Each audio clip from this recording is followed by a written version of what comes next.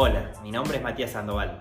Mi nombre es Luciano Sánchez. Estamos aquí para acompañarte las 33 semanas que quedan desde el sorteo de la Copa del Mundo hasta el partido inaugural en Qatar. Con datos y todo lo que necesitas saber sobre la historia, el presente y el pasado de la Copa del Mundo. También tendremos invitados y mucho más. Te esperamos todos los domingos por la noche en mi canal de Twitch como Matías Sandoval 9 o en mi canal de YouTube como MS9 Deportes. Espero que lo disfruten. Y hoy vamos a hablar del Mundial de 1982 en España, el intermedio se podría decir entre los dos campeonatos de Argentina, entre el 78 y el 86, un mundial ya como aclarábamos, con un fútbol más profesional, más estratégico y también con selecciones muy fuertes que presentaban en esa época figuras del estilo de Platini, Maradona, Karl-Heinz Rummenigge, había de todo un poco, Paolo Rossi, para hacer un gran mundial que lo termina siendo. Sí, estaba debutando Lothar Matthaus también, y te decía, bueno, había la principal innovación es que, por ejemplo, cambiaba el número de equipos. Pasábamos desde los 16, que ya venía constante desde Suiza 54 hasta hoy. Claro, y eso lleva a cambiar el formato, del cual hablaremos. Ya no es el mismo formato del 74-78, muy parecido porque había dos fases, como dos fases de grupo, pero con una semifinal, con dos semifinales obvio, pero era parecido. El número de equipos, como habíamos adelantado antes, se debe gracias a Joao Belange, que para llegar a la FIFA tiene que arreglar con países que no solían participar de Copas del Mundo y prometerle más participación. Y así como Avalanche va aumentando el número de equipos, después le pasaría la posta a Blatter y ahora Infantino, que sigue con la misma idea. Lógicamente, cuando uno cambia esa cantidad, pasamos de tener 16 a tener 24, el formato ya no es el mismo, o sea, se tiene que cambiar la forma en la que va a continuar la Copa, ¿no? Porque siempre veníamos hablando de grupos de 4 equipos. Lógicamente, después de que esos equipos avancen a la siguiente ronda, hay que planear otra cosa o avanzar los mejores terceros, como se suele hacer, por ejemplo, en campeonatos mundiales sub-20, o en este caso, que lo que se hacía era otra fase de grupos, como se hacía en los mundiales anteriores, pero de 3 equipos y avanzando a las semifinales en vez de directamente a la final. Sí. Y bueno, ya hablaremos en las semifinales que habría una sorpresa, porque Polonia se metería nuevo. Pero hablar cómo llegamos a este mundial, ya habíamos dicho de que se había elegido con muchísima antelación el Mundial de España 82, como lo fue el 78 y el 74, que se eligieron se eligió en realidad en un congreso de 64 en Tokio, pero se confirmó en el 66 mientras se realizaba el Mundial en Londres. Así que con muchísimo tiempo, y seguía cumpliendo esto de mundiales intercalados entre América y Europa, y una fiesta particular para el país español porque no solo representaba el mundial, sino el festejar volver a la democracia después de todo lo que había sido el periodo de Franco, que incluso en el régimen de Franco es cuando se elige este mundial, pero recién se empieza a planificar cuando vuelve la democracia en España, que es en el 77. Recordemos un periodo que duró muchos años, desde el 36, así que fue como la primera fiesta del fútbol en democracia en España en mucho tiempo, y eso también se veía en la gente y en las calles en lo que respecta a este mundial. También, bueno, Franco, hay que aclarar que utilizaba el fútbol al igual que, como decíamos, Mussolini o por ahí Videla, para hacer política. Se dice que no le interesaba tanto el fútbol y está siempre la duda de qué hincha era Franco. Muchos dicen que era del Real Madrid, algunos dicen que era del Barcelona, otros dicen que era del Atleti.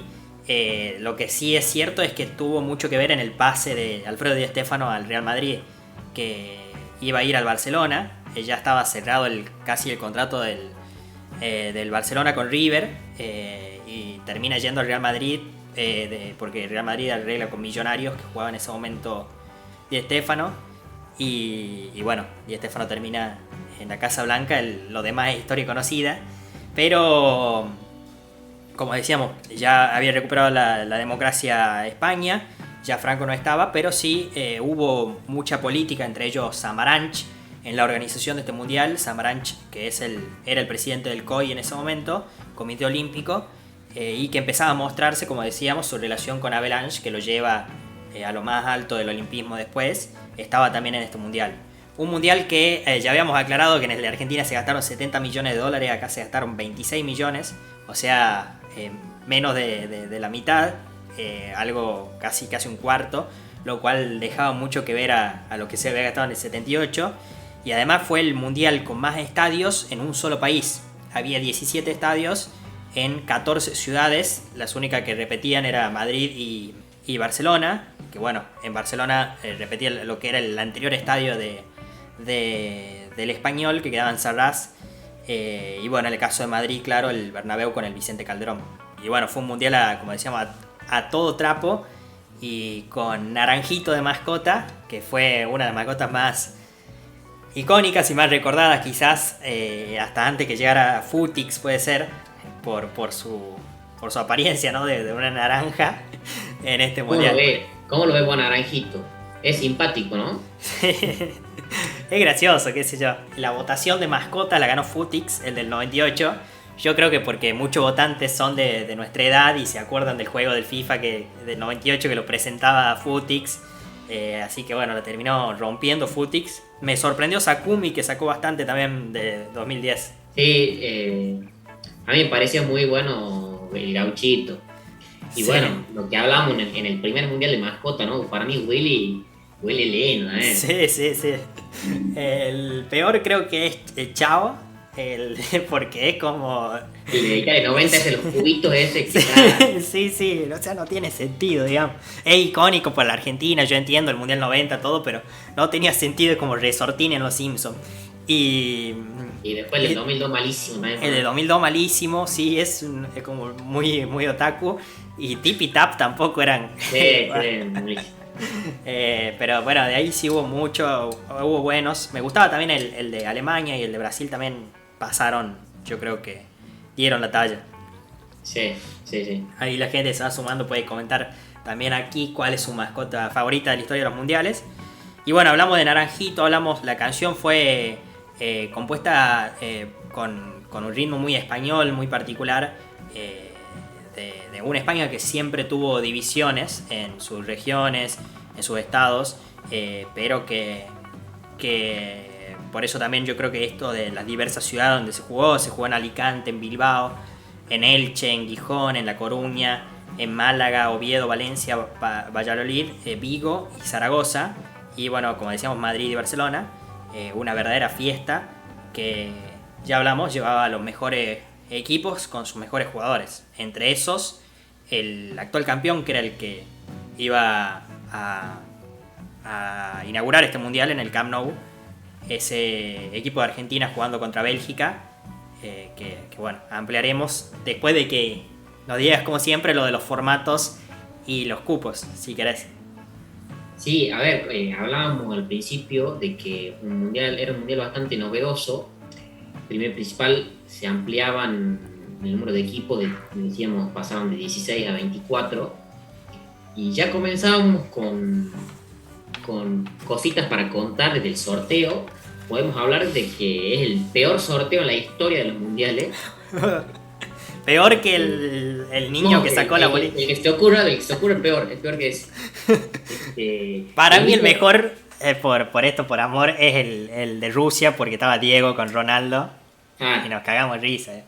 Y que sonreía con la Argentina y ponía la cara cuando aparecía Inglaterra. Sí, con el moño amarillo. Y el moño amarillo. Qué va, Y la última es la del video ese que le dice a Putin: los muchachos ya tienen vergüenza de pedirte una foto. Sí, Qué más, Encima los muchachos, dice, era Puyol, Gattuso, todos campeones, digamos. A loco, no, lo que pasó acá, y después a la gente que esté escuchando, lo invito a que se vaya a YouTube y busque. Hay videos cortitos que muestran cómo ha sido el sorteo de España 82. Ya para empezar tenemos niños. que no, a ver, no está del todo bueno que No. pongan criaturas de 10, 11 años, porque acá, ¿te acuerdas que hablábamos en el 38 de que estaba el nieto de Jules Rimet? Después, no me acuerdo cuál mundial era en el que sacó un papelito para ver si clasificaba al mundial. España o Turquía, ¿te acuerdas que en ese momento creo que el que lo había sacado era el sobrino del presidente de la UEFA? Sí. Bueno, en este caso, el sorteo se llevó a cabo en el Palacio del Congreso, en Madrid, y había varios niños sacando las bolillas de los diferentes equipos que tenían que tocar. Y bueno, a ver, había en este caso ya pasamos a tener 6 cabezas de serie, que eran España, Argentina, Brasil, Italia, Alemania, y el sexto cupo por merecimiento le tenía que tocar a Bélgica por ser el último subcampeón de Europa, pero se le andó increíblemente a Inglaterra, alegando que era un país con más tradición futbolera y que ya tenía una Copa del Mundo. Algo totalmente sin sentido, podemos decir. Y bueno, pasó algo parecido a lo que ocurrió en el sorteo de la última Champions, si te acordás. Que bueno, varias volvieron sí, que no podían coincidir en los grupos, coincidieron, tuvieron que volver atrás porque en un momento iban a tocar Chile con Perú, volvieron a sortear un quilombo con Escocia. Para colmo, hubo un momento en el que uno de los chicos estaba por sacar la bolilla y se partió en dos y ya salió con el nombre puesto del selección, un bochorno. Bueno, finalmente quedaban 6 grupos de 4 y después de esos 6 grupos de 4 pasamos a 4 grupos más de 3 selecciones, en las cuales clasificaban el primero de cada grupo a las semifinales. Un poco más confuso el formato, pero bueno, en este caso ya pasamos a las semifinales en vez de pasar directamente a la final como lo hacían en estos últimos 2 mundiales que hablábamos, ¿no? Claro, ya no eran 2 grupos en la segunda fase, sino 4. Claro, eran 4 de 3 selecciones, jugaban el primer partido, obviamente la primera fecha uno de los dos quedaba libre, y al segundo partido lo jugaba el perdedor del primero con el libre, y después se daban los cruces que seguían. Claro, y llegamos al partido inaugural, como decíamos, donde la selección campeona, que era Argentina, juega ese 13 de junio, inaugurando el Mundial en el Camp Nou, contra una gran Bélgica, que es la Bélgica que después Argentina tomaría revancha en el 86, y pierde 1-0 sorpresivamente. Hay que aclarar que el 4 de junio, días antes, Maradona había firmado contrato con el Barcelona. Y bueno, era una selección con todo, más Maradona y Ramón Díaz. Era Fillol, Holguín, Galván, Pasarela, Tarantini, mantenía la base del 78, Ardiles, Gallego, Maradona, Bertoni, Kempes y Ramón Díaz. Y así igualmente perdemos 1-0 contra Bélgica. Y bueno, ya se nos complica, si bien después le ganaría a Argentina 4-1 a Hungría y 2-0 a El Salvador, nos tocaría el peor grupo para la segunda fase, que es Italia y Brasil. Sí, obviamente hay que poner en contexto lo que se está viviendo en ese momento en el país. Sí.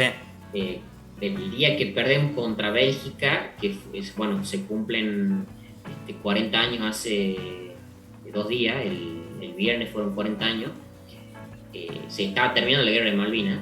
El 13 juega contra Bélgica. Bueno, el 13, y por ese tiempo estaba Claro. terminando la guerra.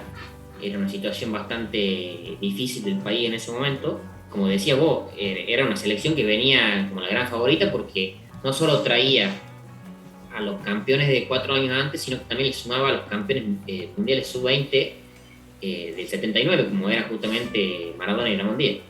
Sí, una locura el equipo que tenía Argentina, pero bueno, no nos alcanzó. También Valdano. Claro, también Valdano, sí. pero bueno, no se pudo. A ver, no será ni el primer ni la última selección candidata que no termina dando la talla, ¿no? Y sí, obvio.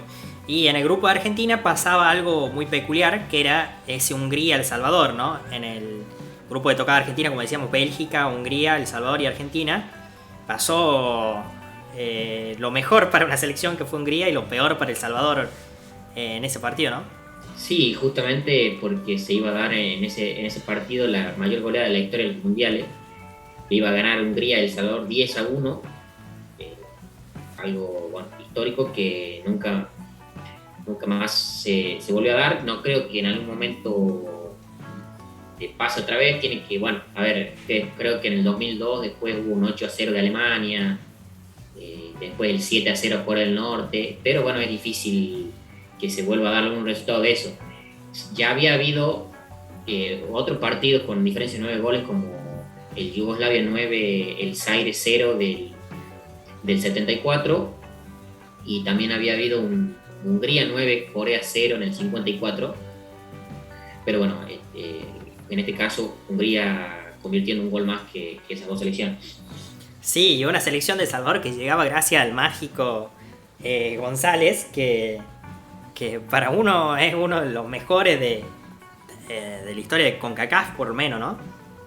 Sí, un mágico González, de esos tantos jugadores talentosos que jugó lo que quiso y que no, por decirte, no tuvo ganas de ser aún más grande de lo que fue, un talento pocas veces visto.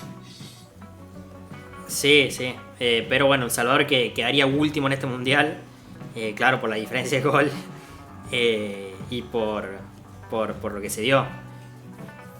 Sí, así es. Otra de esas historias tan particulares que a veces nos gusta contar es lo que pasaba en un partido del grupo D entre Francia y Kuwait, en el que en una jugada uno de la defensa de Kuwait escucha un silbatazo que venía de tribuna creyendo que lo había dado el árbitro, se quedan parados y Francia convierte un gol.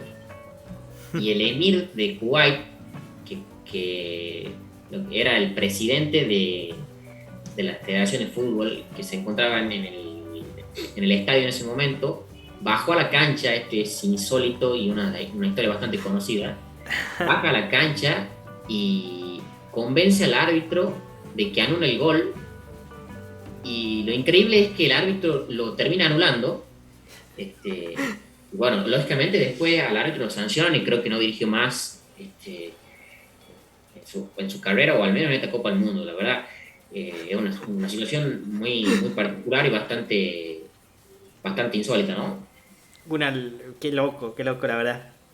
Encima, si ustedes después buscan el video, el tipo estaba con un cabestrillo, el emir y manda a parar todo, empieza a bajar así por la tribuna. La verdad, una locura. No, una locura. Y recuerda otra historia más de la fase de grupo. En el grupo B estaban emparejados Alemania, Austria, Argelia y Chile. Y Chile perdió todos sus partidos y quedaba ya eliminado. Argelia daba la gran sorpresa y le ganaba el partido a Alemania. Iba a perder con Austria y le iba a ganar a Chile.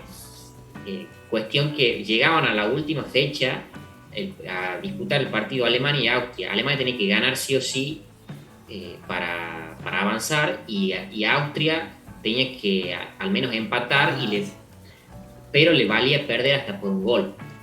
¿Qué es lo que pasó?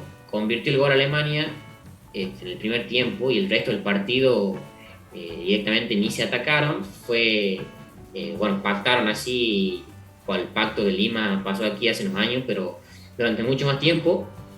Y bueno, la gente presente en ese partido, que le gritaba fuera a los jugadores, y gritaban por Argelia, que no estaba jugando ese partido, pero que era finalmente la damnificada. Gritaban por Argelia los hinchas españoles que estaban en el estadio en ese momento.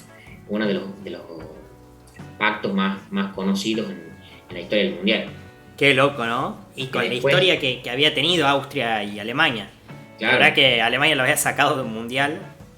Sí, Y después, bueno, vino la revancha en Brasil 2014 entre Alemania y Argelia, y los hinchas argelinos hacían mucha alusión en la tribuna a aquel arreglo, ¿no? Y bueno, Casi lo gana. No estuvo nada lejos Argelia en ese partido, lo llevó hasta el suplementario y terminó ganando Alemania 2-1. Sí, con Neuer tapando ahí bastante, jugando el líbero en alguna... Saliendo con la mitad de la cancha, sí. Sí.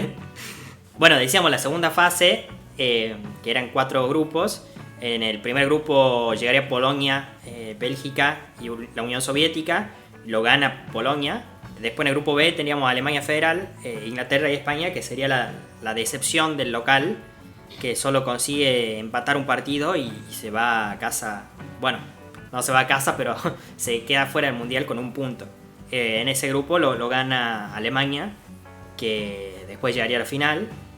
Y en el grupo C, bueno, el nuestro, Italia, Brasil y Argentina, las 3 candidatas, podríamos decir, junto con, por ahí con Alemania y Francia, se enfrentaban en este grupo, y se producía en ese Italia-Brasil, lo que muchos dicen que después de la Italia-Alemania del 70 fue uno de los mejores partidos, ¿no? Sí, podríamos decir el segundo partido del siglo. Sí. El partido, podemos decir, de la consagración de Paolo Rossi. Sería triunfo de Italia 3-2 con 3 goles del Bambino. Increíble. Bueno, eso fue el último partido, porque primero jugaba Italia-Argentina, que perdemos 2-1, la famosa marca de Gentile a Maradona. Y después el Argentina-Brasil, que con la expulsión de Diego y lo que ya sabemos, que perdemos 3-1. Cada grupo tenía su estadio designado. El grupo A que nombrábamos jugaba en el Camp Nou, el grupo B en el Bernabéu. Y a este grupo, que era el mejor, le había tocado en el de Sarriá, que decíamos era el anterior estadio del Español. Ahora el Español está en Cornellá, que es como un shopping. Ahí a la par está el estadio. Bueno, el de Sarriá era el de antes. Es demolido ese estadio en el 97 y construyen el nuevo. Y ahí juega este grupo, que era el mejor grupo de todos. Y el último partido sí era ese Italia-Brasil. Pasaba algo muy parecido a los 78, que no se definían al mismo horario los últimos partidos de los grupos. Así que bueno, ahí podemos tener otro punto para aquellos que dicen que el 78 estaba arreglado. Algo que estoy en desacuerdo también, ¿no? Sí, a ver, es que en realidad acá el tema era que no había partidos, porque había una selección que era libre y jugaban las otras 2 por su cuenta. Así que bueno, en la última fecha le tocaba ya a la Argentina, que era libre y eliminada, y definían el pasaje a las semifinales Italia y Brasil, digamos. Claro, pero los últimos de la primera fase, claro, como decía, lo de Alemania-Austria. Sí, claro. Eso también no se juega en el mismo horario como es ahora. Ahora se define la última fecha en el mismo horario. Claro, algo que uno diría que sería lógico, que los partidos deberían jugarse a la misma hora. Bueno, en aquel entonces todavía persistían esas irregularidades. Así es. Y bueno, y el último grupo. Sí. No, y bueno, y era gracioso escuchar la historia de Diego de aquel partido con Brasil, ¿no? De que sí, no estaban viendo ni cuadrada la pelota, y que los brasileños querían sobrar un poco la situación, y que se escuchaban a ellos que decían toca bola, y lo agarró a uno que encima le erró al adversario, porque creo que la plancha es contra Batista y se la quería dar a otro, o al revés, ¿no? Sí, le habían pegado mucho, y bueno, un Brasil que tenía un equipazo, y que nos pegó un baile, porque después el descuento llega al final de Ramón Díaz, pero hasta eso Zico, Serginho y Junior no habían hecho los goles, y era un baile. Además, bueno, como decíamos, la cabeza en Malvinas, y lo que se dice mucho siempre es la concentración, que habló Kempes, creo, de eso. Había muchos lujos ya. Cuando decíamos, bueno, nos faltaba preparación, se dice ahora que llevaron 300 pares de botines, que para esa época era un montón. Y que bueno, ya con Julio Humberto Grondona a la cabeza de la AFA, ¿no? Estaba la preparación que nos faltó en otros mundiales, pero esta vez nos faltó un juego y el tener la cabeza puesta. Había muchas fotos de los jugadores en las playas, bueno, se dice que había alcohol también, como eso destacan los jugadores mismos, que por ahí le falta un poco de disciplina, porque llegaron muy muy confiados. Y bueno, sería el fin de la era Menotti, que logró, eso sí, muy rescatable, bueno, el primer campeonato del mundo obviamente, pero sobre todo armar un proyecto de selección, que eso nos faltó anteriormente, y cambiar la historia de la selección, que sentaría la base de lo que sería Bilardo después. Tan distintos, pero Bilardo llega con una base armada ya, bueno, también se sumaba Grondona, un predio que tendrían en Ezeiza y muchas otras cosas más. Sería distinta la historia de la selección argentina, ¿no? A lo que era antes, que veníamos a decir que era un desastre. Sí, totalmente. Habíamos comenzado una época de seriedad, podríamos decir, allá por el 74, cuando asumía Menotti después del Mundial de Alemania. Aquí como que sufríamos un pequeño retroceso en ese aspecto, pero bueno, que después íbamos a recuperar, como decís vos, de la mano de Bilardo y bueno, todo lo que vendría después. Sí, y bueno, Diego, que sería otro golpe duro en su carrera, ¿no? Hablamos del 78, después puede ser, o sea, después tiene momentos felices como el 79 con el campeonato juvenil, y el campeonato con Boca en el Metropolitano a principios de los 80, y de ahí vuelve la caída en el 82 porque firma con el Barcelona, como decíamos, que no le fue tan bien, o no le fue como esperaba, pero después vuelve la subida en el 85 cuando firma con el Napoli, y en el 86 ya consagrándose. Una de las frases muy conocidas cuando termina el partido, que Diego dice: quiero borrar de mi cabeza este mundial, hacer como si no existió y empezar a pensar en el 86. Sí. Y bueno, una estadía de Diego en Barcelona bastante tumultuosa, con cosas ajenas a él, sobre todo la fractura con su bizarreta, con Goicoechea, el jugador de Bilbao, la hepatitis, bueno, y después aquella famosa gresca en la final de la Copa del Rey, que aparece dando planchazos, también. Sí. Y bueno, la relación con Udo Lattek, que después llegaría Menotti, pero no le alcanzaría. Pero bueno, eso fue la participación argentina, que entre las curiosidades es que Serrat se dice que hinchaba más por Argentina que por España, y los acompañó a las concentraciones, que dormía en el mismo hotel. Joan Manuel Serrat, un gran cantante que se hizo amigo ahí del seleccionado, ¿no? Sí. Me confieso bastante fanático del catalán, y sí, era muy seguidor de nuestro fútbol, ¿no? Sí, hincha de Boca, creo. Igual que Sabina. Sí, como hincha de Boca, como el 99% de la Argentina y el 68% de España. Claro. Bueno, Sabina también. Los dos son de Boca. Y bueno, el partido definía todo, como decíamos, en ese grupo, que es Italia-Brasil. Después vamos a hablar de Paolo Rossi, ¿no? Y un Brasil que se volvió a quedar afuera con la camiseta que decías vos. Claro, cuando ellos ganan en el Mundial del 70, ellos ponen a la Jules Rimet en el escudo, y bueno, de esa forma no pudieron ganar ningún Mundial, contando, bueno, que tenían un equipo plagado de estrellas. El mediocampo de este Mundial lo tenían a Falcao, a Sócrates, a Toninho Cerezo y a Zico. ¡Qué locura! Eso nombrando solamente la mitad de la cancha, que esos cuatro deben estar como mínimo entre los 10 mejores mediocampistas brasileños de la historia, y bueno, ni aún así no pudieron llegar ni siquiera a las semifinales. Claro.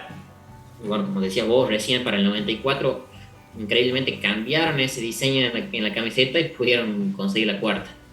Qué loco, la verdad. El último grupo que nos faltaba por repasar era Francia, Austria e Irlanda del Norte. Sorpresivo Irlanda del Norte, uno de los fundadores del IFAB, como decíamos en los primeros capítulos, que son los que definen la regla del fútbol, es Irlanda del Norte. Sin George Best ya encima. Sí, sin Best, pero llegando hasta ahí, obviamente Francia lo gana ampliamente, una Francia que también tiene un equipazo, y que es la que más goles convirtió la selección de Francia en este mundial. 16 goles hizo, 4 más que el campeón, que Italia. Sí, lamentablemente no pudo coronar. Hablábamos el mundial pasado, a Francia le había tocado con nosotros en la primera fase de grupos, queda fuera. Aquel partido con la de Kimberley ya estaba eliminada. Bueno, le iba a tocar acá caer en semis, y bueno, el mundial siguiente iba a ser para Argentina. Lamentablemente para él no pudo coronar su gran carrera con el mundial Michel Platini. Claro, que bueno, contaba con Guirese en la delantera también, un gran jugador. Creo que jugaba Yanti Gana. Sí. Sí, un gran equipo. Bueno, que justamente ganaría la Euro después. 2 años después ganaría la Eurocopa.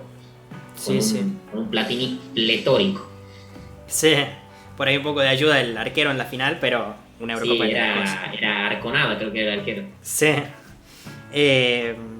Entonces ganó este grupo Francia y lo llevaba a jugar contra Alemania, que también estaba repleto de grandes jugadores. Decíamos Lothar Matthaus, Karl-Heinz Rummenigge, y bueno, y Polonia contra Italia. Sí, bueno, en las semifinales Italia le ganaría a Polonia 2-0, y por otro lado, bueno, partidazo Alemania-Francia, iban a empatar 3-3.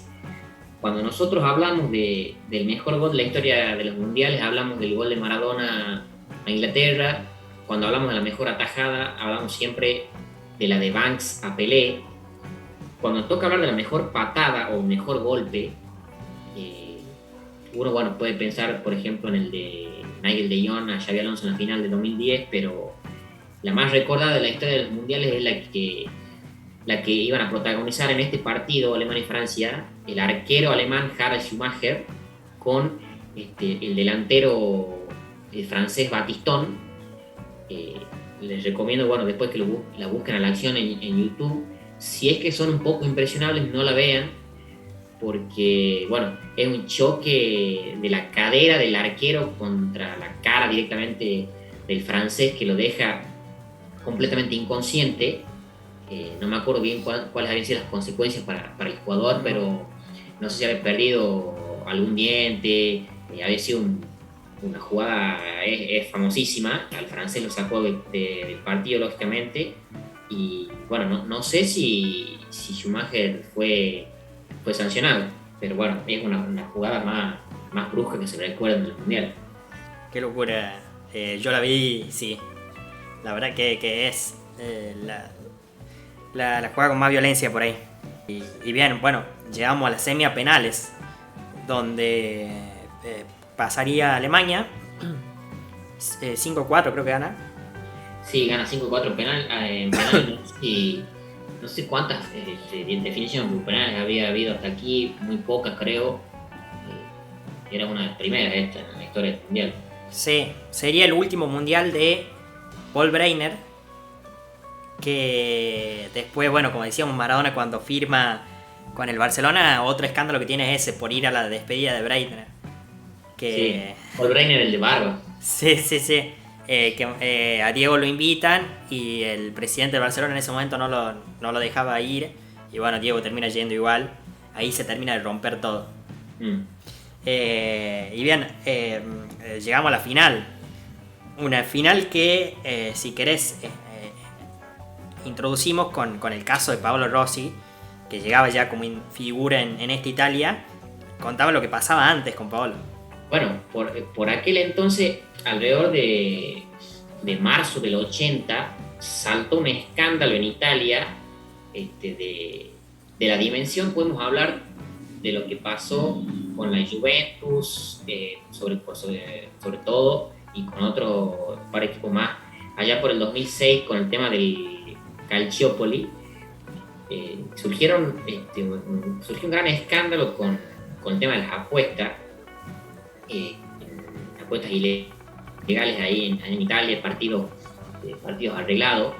Un escándalo que se conoció como Totonero, porque derivaba del nombre Toto Calcio, que era así como se llamaba la lotería deportiva italiana, y se vieron involucrados 5 clubes italianos y 18 jugadores, entre los cuales estaba Paolo Rossi, al que suspendieron por 3 años. Estamos hablando de marzo de 1980. Después, con el tiempo, la sanción fue reducida a 2 años, lo que bueno, permitió que Paolo termine yendo a este mundial y bueno, termine siendo la gran figura de aquel España 82, ¿no? Que termina metiéndole 3 goles en aquel partido contra Brasil, termina convirtiendo también en la final. Déjame agregar que este fue el primer mundial en que se repartieron de manera oficial premios, entre los cuales teníamos el Balón de Oro y el Botín de Oro. Y, a ver, obviamente en todos los campeonatos hubo un goleador, pero se estrenaba en este caso el Botín de Oro y el Balón de Oro. Y particularmente se las llevaba el mismo jugador, que iba a ser Paolo Rossi, que oficialmente Paolo Rossi junto con Salvatore Schillaci son los únicos jugadores de la historia en ser el mejor jugador y en ser elegidos mejor jugador y ser el máximo goleador de un mundial, siendo Paolo Rossi el único campeón entre ellos dos.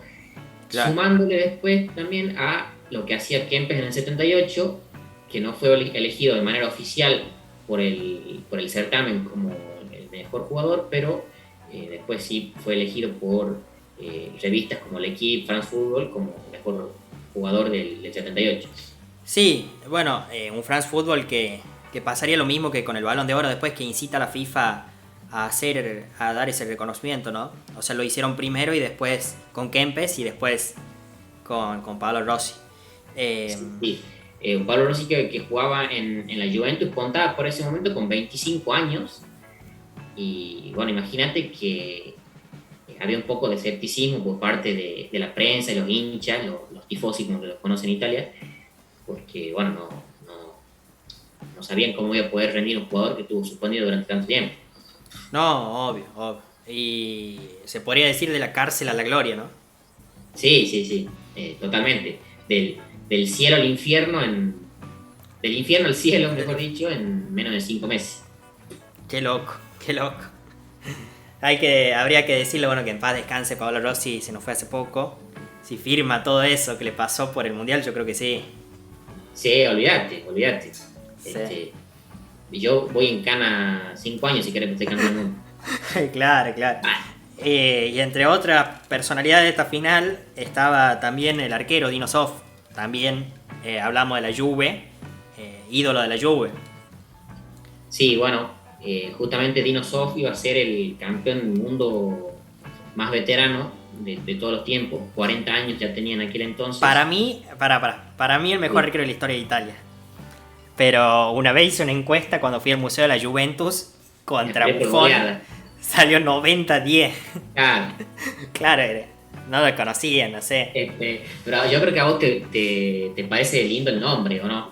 No, me parece un crack. Vos sos de sentarte a poner en YouTube mejores atajadas de Dino Zoff. Claro, no, lo conozco.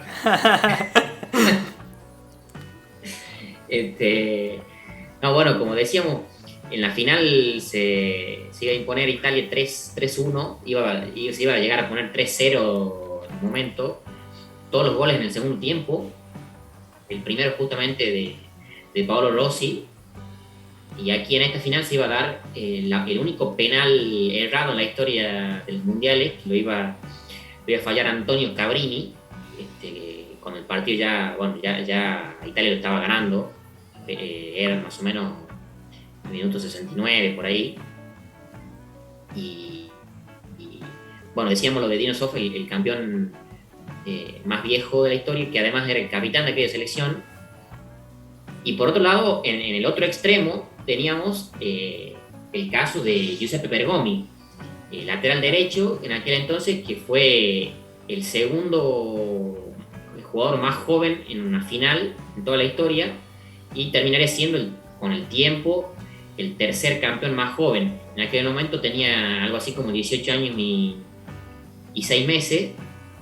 Recordemos, bueno, que el campeón más joven es Pelé, y después se iba a meter entre Pelé y Bergomi Ronaldo en el 94, que no jugó ningún partido, pero fue campeón también con 17 años. Claro. Y bueno, también estaba Sirea, que murió joven, ¿no? Sí, Gaetano Sirea, marcador central. Que lo perdimos a los 35 años en un accidente de tránsito. Qué loco. También también por otro lado, el que convierte el descuento de Alemania es Paul Breitner, que Sí, sumaba a la lista de jugadores que convirtieron goles en 2 finales. Recordemos que había convertido también en la final del 74, sí, y se sumaba a lo que era hasta ese entonces Pelé y Babá, y claro.